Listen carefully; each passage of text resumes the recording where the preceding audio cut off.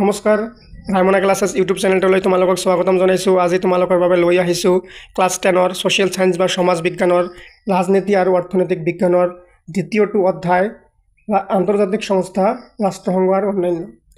এই অধ্যায়টোৰ অনুশীলনীত থকা গোটেইখিনি প্ৰশ্নৰ উত্তৰ আমি অতি ভালকৈ আৰু চুটিকৈ আলোচনা কৰিছোঁ। লগতে MCQ বা অতিৰিক্ত প্ৰশ্নৰ উত্তৰো আমি আলোচনা কৰিছোঁ।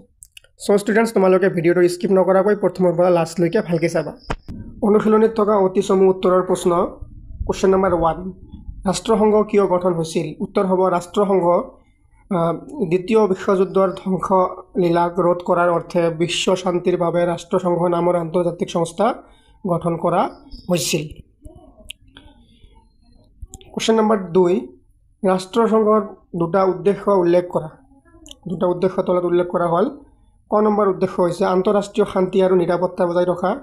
খ নম্বৰ হৈছে সমান অধিকাৰ আৰু আত্মনিয়ন্ত্ৰণৰ ভিত্তিত প্ৰত্যেক দেশৰ লগত বন্ধুত্বপূৰ্ণ সম্পৰ্ক প্ৰতিষ্ঠা কৰা। এই দুটা হ'ল ৰাষ্ট্ৰসংঘৰ দুটা উদ্দেশ্য। 3 নম্বৰ প্ৰশ্ন, ৰাষ্ট্ৰসংঘৰ অংগকেইটাৰ নাম কি? ৰাষ্ট্ৰসংঘৰ 6টা অংগ আছে। কিমানটা অংগ আছে? তোমালোকক ইয়াৰ পৰা শৰ্ট কুৱেশ্যন বা MCQ দিব পাৰে। ৰাষ্ট্ৰসংঘৰ কিমানটা অংগ আছে? 6টা অংগ আছে। এটা হৈছে সাধাৰণ সভা, নিৰাপত্তা পৰিষদ, তাৰপিছত আছে তোমালোকৰ অৰ্থনৈতিক আৰু সামাজিক পৰিষদ, ন্যায়ৰক্ষী পৰিষদ, আন্তৰ্জাতিক ন্যায়ালয় আৰু সচিবালয়। এই 6টা হ'ল তোমাৰ প্ৰধান অংগ। তাৰপিছত আছে তোমালোকৰ 4 নম্বৰ প্ৰশ্ন, ৰাষ্ট্ৰসংঘৰ লগত জড়িত থকা দুটা অভিকৰণ বা এজেঞ্চিৰ নাম লিখা। কি হ'ব দুটা এজেঞ্চি বা অভিকৰণৰ নাম? ILO আন্তৰ্জাতিক শ্ৰমিক সংঘ অৰ্থাৎ ইণ্টাৰনেশ্যনেল লেবাৰ অৰ্গেনাইজেশ্যন, তোমালোকৰ ফুল ফৰ্ম এবাৰ চাই যাবা। International labour organisation. আৰু এটা কি? বিশ্ব স্বাস্থ্য সংঘ, ৱৰ্ল্ড হেল্থ অৰ্গেনাইজেশ্যন। এইবোৰৰ তোমালোকৰ চনবোৰো চাই যাবা এক্সামত। 5 নম্বৰ প্ৰশ্ন, নিৰস্ত্ৰীকৰণৰ সম্পৰ্কত সম্পাদিত হোৱা দুখন চুক্তিৰ নাম লিখা। নিৰস্ত্ৰ মানে অস্ত্ৰ ব্যৱহাৰ কমাবলৈ বা বন্ধ কৰিবলৈ, নিৰস্ত্ৰ মানে অস্ত্ৰ নথকা। এই সম্পৰ্কত সম্পাদিত হোৱা দুখন চুক্তি কি? CTBT আৰু NPT।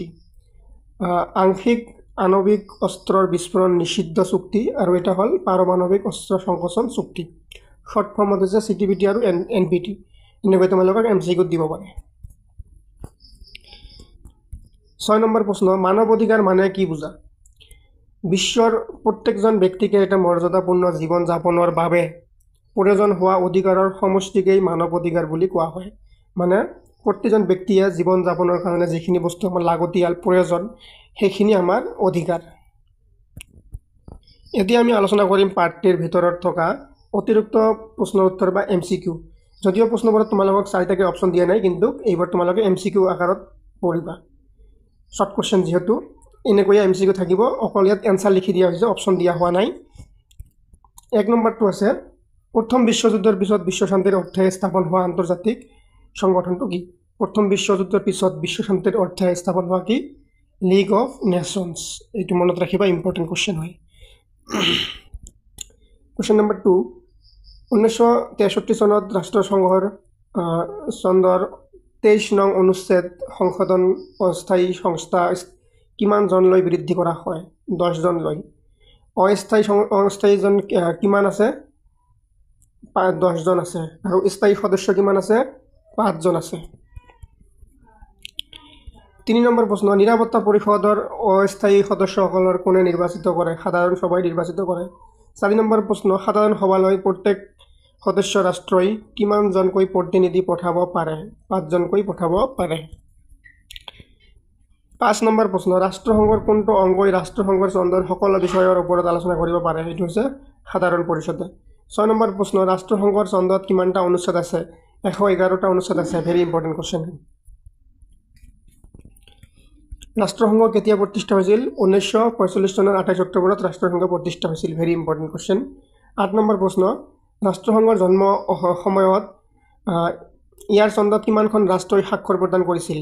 51খন ৰাষ্ট্ৰই জন্মৰ সময়ত কি কৰিছিল? স্বাক্ষৰ প্ৰদান কৰিছিল।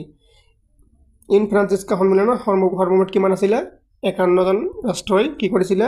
স্বাক্ষৰ প্ৰদান কৰিছিল। কুৱেশ্যন নম্বৰ 9, বৰ্তমান ৰাষ্ট্ৰসংঘৰ সদস্য ৰাষ্ট্ৰৰ সংখ্যা কিমান? 193খন। কিমান আছে বৰ্তমান মুঠ ৰাষ্ট্ৰ? 193খন। দ্বিতীয় বিশ্বযুদ্ধৰ পিছত বিশ্ব শান্তিৰ বাবে গঠন হোৱা বিশ্ব সংস্থাটোৰ নাম কি? ৰাষ্ট্ৰসংঘ। বিশ্বযুদ্ধ প্ৰথম বিশ্বযুদ্ধৰ পাছত কি আছিল? League of nations. আৰু দ্বিতীয় বিশ্বযুদ্ধৰ পিছত কি আছিল? ৰাষ্ট্ৰসংঘ। মনত ৰাখিবা, দুয়োটা ইম্পৰ্টেণ্ট হয়। এতিয়া আমি আলোচনা কৰিম তোমালোকৰ অনুশীলনীত থকা দীঘল প্ৰশ্নৰ উত্তৰ। 1 নম্বৰ হৈছে ৰাষ্ট্ৰসংঘৰ গঠনৰ উদ্দেশ্য আৰু ইয়াৰ নীতি কেইটা আলোচনা কৰা। ইয়াৰ উদ্দেশ্য কি আৰু ইয়াৰ নীতি কি দুটা আলোচনা কৰিব গৈছে। আমি উত্তৰ চাম। আন্তঃৰাষ্ট্ৰীয় শান্তি আৰু নিৰাপত্তা বজাই ৰখা, এইবোৰ হ'ল কি? উদ্দেশ্য। তাৰপিছত কি আছে? সমান অধিকাৰ আৰু আত্মনিয়ন্ত্ৰণৰ ভিত্তিত বিশ্বৰ দেশসমূহৰ লগত বন্ধুত্বপূৰ্ণ সম্পৰ্ক গঢ়ি তোলা। গ নম্বৰ হৈছে আন্তঃৰাষ্ট্ৰীয় সহযোগিতাৰ ভিত্তিত অৰ্থনৈতিক, সামাজিক আৰু সাংস্কৃতিক সমস্যাৰ সমাধান আৰু প্ৰতিজন ব্যক্তিয়ে যাতে মানৱ অধিকাৰ আৰু মৌলিক অধিকাৰ উপভোগ কৰিব পাৰে তাৰ ব্যৱস্থা গ্ৰহণ কৰা। তাৰপিছত আছে বিভিন্ন দেশসমূহৰ মাজত সুসম্পৰ্ক গঢ়ি তুলিবলৈ প্ৰধান কেন্দ্ৰ হিচাপে কাৰ্য সম্পাদন কৰা। এতিয়া হ'ল ৰাষ্ট্ৰসংঘৰ প্ৰধান নীতিসমূহ। প্ৰথম নম্বৰ নীতিটো হৈছে সকলোবোৰ সদস্য ৰাষ্ট্ৰৰ সমান সাৰ্বভৌম নীতিৰ ভিত্তিত ৰাষ্ট্ৰসংঘ প্ৰতিষ্ঠা হ'ব। খ নম্বৰ হৈছে ৰাষ্ট্ৰসংঘৰ চন্দত উল্লেখ কৰা নিয়মাৱলী মানি লৈ সকলোবোৰ সদস্য ৰাষ্ট্ৰই নিজ নিজ দায়িত্ব পালন কৰিব। গ নম্বৰ হৈছে আন্তঃৰাষ্ট্ৰীয় শান্তি, নিৰাপত্তা আৰু ন্যায়ত সমস্যা নোহোৱাকৈ সকলো সদস্য ৰাষ্ট্ৰৰ সকলো ধৰণৰ বিবাদ শান্তিপূৰ্ণভাৱে মীমাংসা কৰিব লাগিব। তাৰপিছত হৈছে আন্তৰ্জাতিক সম্পৰ্ক ৰক্ষা কৰাৰ স্বাৰ্থত কোনো সদস্য ৰাষ্ট্ৰই ভাবুকি বা শক্তি প্ৰয়োগ কৰিব নোৱাৰিব। আৰু 9 নম্বৰ হৈছে প্ৰয়োজন সাপেক্ষে সকলোবোৰ সদস্যই ৰাষ্ট্ৰসমূহক সহায়ৰ হাত আগবঢ়াব লাগিব আৰু ৰাষ্ট্ৰসংঘই শাস্তিমূলক ব্যৱস্থা গ্ৰহণ কৰা ৰাষ্ট্ৰৰ প্ৰতি সহায় আগবঢ়াব নোৱাৰিব। আমি ওপৰত যিকেইটা উদ্দেশ্য আৰু নীতি আলোচনা কৰিলোঁ, ৰাষ্ট্ৰসংঘৰ উদ্দেশ্য আৰু নীতি, ভেৰি ইম্পৰ্টেণ্ট কুৱেশ্যন এইটো তোমালোকৰ ফাইনেলৰ পাৰ্চপেক্টিভত আৰু তোমালোকৰ হাফ ইয়াৰলি হওক বা ইউনিট টেষ্ট হওক, তোমালোকে ৰাষ্ট্ৰসংঘৰ উদ্দেশ্য আৰু নীতি মানে পঢ়িবাই এইটো কিন্তু ইম্পৰ্টেণ্ট হয়। তোমালোকৰ ৰাষ্ট্ৰসংঘৰ নীতি এই পাৰ্টটোৰ পৰা এইটো এটা বহুত গুৰুত্বপূৰ্ণ মানে প্ৰশ্ন হয়। ৰাষ্ট্ৰসংঘৰ এই চেপ্টাৰটো যিহেতু এই ৰাষ্ট্ৰসংঘৰ ওপৰতে আছে, চ' তোমালোকে ইয়াৰ উদ্দেশ্য আৰু নীতি জনাটো উচিত। তাৰপিছত আছে তোমালোকৰ 2 নম্বৰ প্ৰশ্ন, ৰাষ্ট্ৰসংঘৰ নিৰাপত্তা পৰিষদৰ ওপৰত এটা টোকা লিখা। ৰাষ্ট্ৰসংঘৰ যে কেইটা অংগ আছিলে, কিমানটা অংগ আছিলে? 6টা অংগ আছিলে। তাৰ ভিতৰত এটা কি? নিৰাপত্তা পৰিষদ। আৰু নিৰাপত্তা পৰিষদৰ ওপৰত কি দিছে? টোকা লিখিব দিছে। এইটো কিন্তু ইম্পৰ্টেণ্ট হয় কুৱেশ্যনটো। উত্তৰ হ'ব ৰাষ্ট্ৰসংঘৰ অতি গুৰুত্বপূৰ্ণ অংগকেইটা হ'ল নিৰাপত্তা পৰিষদ। অংগটো হ'ল কি? নিৰাপত্তা পৰিষদ। ৰাষ্ট্ৰসংঘৰ গঠনৰ সময়ত নিৰাপত্তা পৰিষদৰ স্থায়ী সদস্য ৰাষ্ট্ৰৰ সংখ্যা আছিল কিমানখন? 5খন আৰু অস্থায়ী সংখ্যা আছিল 6খন। ইয়াৰ স্থায়ী সদস্য ৰাষ্ট্ৰকেইখন হৈছে আমেৰিকা যুক্তৰাষ্ট্ৰ, গ্ৰেট ব্ৰিটেইন, ফ্ৰান্স, ৰাছিয়া আৰু চীন। এই 5খন যে স্থায়ী সদস্য আছে, এইকেইখনৰ নাম তোমালোকে এতিয়াই মুখস্থ কৰি ল'বা, নোটছ কৰি ল'বা। তোমালোকৰ MCQ আকাৰত দিব পাৰা যে তলৰ কোনখন ৰাষ্ট্ৰ স্থায়ী সদস্য নহয়। যেতিয়া তোমালোকে এই 5খন জানিবা, তেতিয়াহে তোমালোকে এনচাৰটো কৰিব পাৰিবা। এইটো ভেৰি ইম্পৰ্টেণ্ট হয়। কি আছিলে 5খন ৰাষ্ট্ৰ স্থায়ী সদস্য? আমেৰিকা যুক্তৰাষ্ট্ৰ, গ্ৰেট ব্ৰিটেইন, ফ্ৰান্স, ৰাছিয়া আৰু চীন। এতিয়া চোৱা তোমালোকে এনচাৰটো। 1963 চনত ৰাষ্ট্ৰসংঘৰ চন্দৰ 23 নং অনুচ্ছেদ সংশোধনীৰ দ্বাৰা ইয়াৰ অস্থায়ী সদস্য ৰাষ্ট্ৰৰ সংখ্যা 6খনৰ পৰা 10জনলৈ বৃদ্ধি কৰা হয়। নিৰাপত্তা পৰিষদৰ অস্থায়ী সদস্যসকলক সাধাৰণ সভাই নিৰ্বাচিত কৰে। স্থায়ী সদস্যসকলে ভেটো প্ৰয়োগৰ ক্ষমতা আছে। ৰাষ্ট্ৰসংঘৰ মজিয়াত উত্থাপন হোৱা যিকোনো গুৰুত্বপূৰ্ণ বিষয়ত সিদ্ধান্ত ল'বলৈ স্থায়ী 5খন সদস্য ৰাষ্ট্ৰসমূহে মুঠ 9খন সদস্য ৰাষ্ট্ৰৰ সন্মতি থাকিব লাগিব। তাৰপিছত আছে তোমালোকৰ 3 নম্বৰ প্ৰশ্ন, বিশ্ব শান্তিৰ বাবে ৰাষ্ট্ৰসংঘই লোৱা পদক্ষেপসমূহ আলোচনা কৰা। আমাৰ বিশ্বত শান্তি বজাই ৰখাৰ কাৰণে ৰাষ্ট্ৰসংঘই কি পদক্ষেপ বা কাম কৰিছে সেইবোৰ আলোচনা কৰিব গৈছে। উত্তৰ হ'ব বিশ্ব শান্তিৰ বাবে ৰাষ্ট্ৰসংঘই গ্ৰহণ কৰা পদক্ষেপসমূহ হ'ল ক নম্বৰ নিৰস্ত্ৰীকৰণ আয়োগ। নিৰস্ত্ৰীকৰণ মানে অস্ত্ৰৰ ব্যৱহাৰ কমোৱা বা বন্ধ কৰা। নিৰস্ত্ৰীকৰণৰ জৰিয়তে বিশ্বৰ ৰাষ্ট্ৰসমূহৰ মাজত যুদ্ধৰ পৰিৱেশ নাইকিয়া কৰাৰ অৰ্থে ৰাষ্ট্ৰসংঘই 1952 চনত নিৰস্ত্ৰীকৰণ আয়োগৰ প্ৰতিষ্ঠা কৰিছিল। তাৰপিছত কি? খ নম্বৰ চুক্তি তথা সন্ধি। ৰাষ্ট্ৰসংঘই সম্পাদন কৰা চুক্তিসমূহ হৈছে আংশিকভাৱে পাৰমাণৱিক পৰীক্ষণ নিষিদ্ধকৰণ চুক্তি, যিটো কিমান চনত হৈছে? 1963 চনত। বহিত মহাকাশ চুক্তি 19 1967 চনত পাৰমাণৱিক অস্ত্ৰ সংকোচন চুক্তি, সমুদ্ৰতলী নিয়ন্ত্ৰণ চুক্তি, SALT I, SALT II এইবোৰ কিন্তু তোমালোকে মুখস্থ কৰিবা চনবোৰ। তাৰপিছত আছে ৰণকৌশলসমূহক অস্ত্ৰ সংকোচন চুক্তি বা START I 1991, ৰণকৌশলমূলক অস্ত্ৰ সংকোচন চুক্তি 2 START II আৰু পাৰমাণৱিক অস্ত্ৰ পৰীক্ষা নিষিদ্ধকৰণ। এই তোমালোকৰ ব্ৰেকেটত যে তোমালোকৰ এইবোৰ যে চনবোৰ দিয়া হৈছে এইবোৰ তোমালোকে মুখস্থ কৰিব নালাগে, অকল তোমালোকে এই লাইনবোৰ মুখস্থ কৰিবা। এইবোৰ তোমালোকক লিখি দিয়াৰ উদ্দেশ্য হৈছে যাতে তোমালোকে ইয়াৰ পৰা যদি কিবা এটা তোমালোকক MCQ বা শৰ্ট কুৱেশ্যন দি দিয়ে তোমালোকে যদি এনচাৰ কৰিব পাৰা। যদি তোমালোকক সোধে যে START I কেতিয়া স্থাপিত কৰা হৈছিল তেতিয়া তোমালোকে জানিবা যে 1991। তোমালোকক জাষ্ট এবাৰ ৰিভিজনৰ কাৰণে ইয়াত লিখি দিয়া হৈছে। কিন্তু যদি তোমালোকে যেতিয়া এই বৰ্ড কুৱেশ্যনটো লিখিবা তেতিয়া কিন্তু এইবোৰৰ ব্ৰেকেটত থকা বস্তুবোৰ লিখাৰ প্ৰয়োজন নাই। আৰু গ নম্বৰটো হৈছে প্ৰতিবোধমূলক কূটনীতি। আলোচনাৰ মাধ্যমেৰে সমস্যা সমাধানৰ জৰিয়তে বিশ্ব শান্তিৰ উত্তৰণ কৰিবলৈ ৰাষ্ট্ৰসংঘই 2007 চনৰ জুন মাহত প্ৰতিবোধমূলক কূটনীতি অৱলম্বন কৰিছিল। এইবোৰ আছিল কি ৰাষ্ট্ৰসংঘই বিশ্ব শান্তিৰ বাবে কৰা কিছুমান কাম। 4 নম্বৰ প্ৰশ্ন, ভাৰতবৰ্ষৰ ৰাষ্ট্ৰীয় মানৱ অধিকাৰ আয়োগ সম্পৰ্কত এটা টোকা লিখা।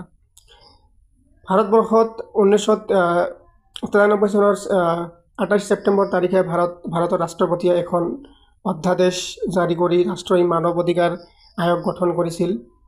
1994 চনৰ 8 জানুৱাৰীত 1993 চনৰ মানৱ অধিকাৰ সুৰক্ষা আইনখন কাৰ্যকৰী হৈছিল। এটা তোমালোকে মনত ৰাখিবা কেতিয়া কাৰ্যকৰী হৈছিল, 1994 চনৰ 8 জানুৱাৰীত। এই আইনমতে ৰাজ্যবিলাকতো ৰাজ্যিক মানৱ অধিকাৰ আয়োগ গঠন কৰা হয়। তাৰপিছত আয়োগৰ সদস্যসকলৰ ভিতৰত ক নম্বৰ সভাপতিজন উচ্চতম ন্যায়ালয়ৰ প্ৰাক্তন মুখ্য ন্যায়াধীশ হ'ব লাগিব। তাৰপিছত এজন সদস্য উচ্চতম ন্যায়ালয়ৰ কৰ্মৰত ন্যায়াধীশ অথবা প্ৰাক্তন ন্যায়াধীশ হ'ব লাগিব। তাৰপিছত গ নম্বৰ আছে দুজন সদস্য মানৱ অধিকাৰৰ সম্পৰ্কীয় জ্ঞান আৰু অভিজ্ঞতা সম্পন্ন ব্যক্তি হ'ব লাগিব। ঘ নম্বৰ হৈছে দুজন সদস্য মানৱ অধিকাৰ সম্পৰ্কীয় জ্ঞান আৰু অভিজ্ঞতা থকা ব্যক্তি হ'ব লাগিব। ঙ নম্বৰ হৈছে ৰাষ্ট্ৰীয় সংখ্যালঘু আয়োগৰ সভাপতি, অনুসূচিত জাতি আৰু জনজাতি ৰাষ্ট্ৰীয় আয়োগৰ সভাপতি আৰু ৰাষ্ট্ৰীয় মহিলা আয়োগৰ অধ্যক্ষ আয়োগৰ সদস্য পদত থাকিব। আয়োগৰ সকলো সদস্যকে 5 বছৰ কাৰ্যকালৰ বাবে ভাৰতৰ ৰাষ্ট্ৰপতিয়ে নিযুক্তি দিয়ে। আয়োগে ভাৰতৰ মানৱ অধিকাৰ উলংঘনৰ লগত জড়িত সকলোবোৰ বিষয় মূল্যায়ন কৰি বিবিধ ব্যৱস্থাৰ বাবে চৰকাৰৰ ওচৰত প্ৰতিবেদন দাখিল কৰিব লাগে। এতিয়া হ'ল তোমালোকৰ অনুশীলনীত থকা 5 নম্বৰ প্ৰশ্ন, মানৱ অধিকাৰ সম্পৰ্কত ৰাষ্ট্ৰসংঘই লোৱা পদক্ষেপ আলোচনা কৰা। ইয়াৰ উত্তৰ হ'ব ৰাষ্ট্ৰসংঘই সদস্য ৰাষ্ট্ৰসমূহৰ মাজত সহযোগিতা তথা শান্তিপূৰ্ণ পৰিৱেশ ৰক্ষা কৰাৰ লগতে মানৱ অধিকাৰ সমূহক সুৰক্ষা দিয়াৰ ক্ষেত্ৰত যথেষ্ট গুৰুত্ব প্ৰদান কৰি আহিছে। সেয়েহে বিশ্বৰ প্ৰত্যেকজন ব্যক্তিয়ে মৰ্যাদাপূৰ্ণ জীৱন যাপনৰ বাবে প্ৰয়োজন হোৱা অধিকাৰসমূহক সুৰক্ষা দিয়াৰ অৰ্থে ৰাষ্ট্ৰসংঘই 48খন সদস্য ৰাষ্ট্ৰৰ সমৰ্থনত 1948 চনৰ 10 ডিচেম্বৰত মানৱ অধিকাৰ ঘোষণাপত্ৰ গ্ৰহণ কৰে। সেইবাবে 10 ডিচেম্বৰৰ দিনটো মানৱ অধিকাৰ দিৱস হিচাপে পালন কৰা হয়। এতিয়া যদি তোমালোকক এতিয়া একটা MCQ তোমালোকক ফাইনেলত দি দিয়ে যে কোন তাৰিখে মানৱ অধিকাৰ দিৱস পালন কৰা হয়, কোন তাৰিখে পালন কৰা হয়, 10 ডিচেম্বৰ তাৰিখে পালন কৰা হয়। তাৰপিছত আছে মানৱ অধিকাৰ ঘোষণাপত্ৰৰ উদ্দেশ্যসমূহ হ'ল ক নম্বৰ উদ্দেশ্য বিশ্বৰ জনগণৰ প্ৰয়োজনীয় অধিকাৰসমূহক ঘোষণাপত্ৰত সন্নিৱিষ্ট কৰা। খ নম্বৰ হৈছে ঘোষণাপত্ৰত সন্নিৱিষ্ট অধিকাৰসমূহৰ ক্ষেত্ৰত সদস্য ৰাষ্ট্ৰসমূহৰ স্বীকৃতি আদায় কৰা। তাৰপিছত আছে এইদৰে ৰাষ্ট্ৰসংঘই প্ৰতিজন ব্যক্তিৰে মৰ্যাদাপূৰ্ণ জীৱনক সুৰক্ষিত কৰিবলৈ ইতিবাচক পদক্ষেপ গ্ৰহণ কৰিছে আৰু এইটো স্পষ্ট কৰি দিছে যে কোনো ৰাষ্ট্ৰই দেশৰ নাগৰিকক মানৱ অধিকাৰৰ পৰা বঞ্চিত কৰি আন্তৰ্জাতিক শান্তি আৰু নিৰাপত্তা সুনিশ্চিত কৰিব নোৱাৰে। আজি ষ্টুডেণ্টছ আমি পাঠৰ অনুশীলনীত থকা গোটেইবোৰ প্ৰশ্ন আলোচনা কৰা হ'ল ইয়াত। যদি তোমালোকক ভিডিঅ'টো ভাল লাগে লাইক কমেণ্ট আৰু শ্বেয়াৰ কৰি ছাবস্ক্ৰাইব কৰি দিবা। আৰু তোমালোকক কোনটো টপিকত ভিডিঅ' লাগে তোমালোকে কমেণ্টছ কৰি জনাবা। মই নিশ্চয় তোমালোকৰ বাবে ভিডিঅ' আনিবলৈ চেষ্টা কৰিম।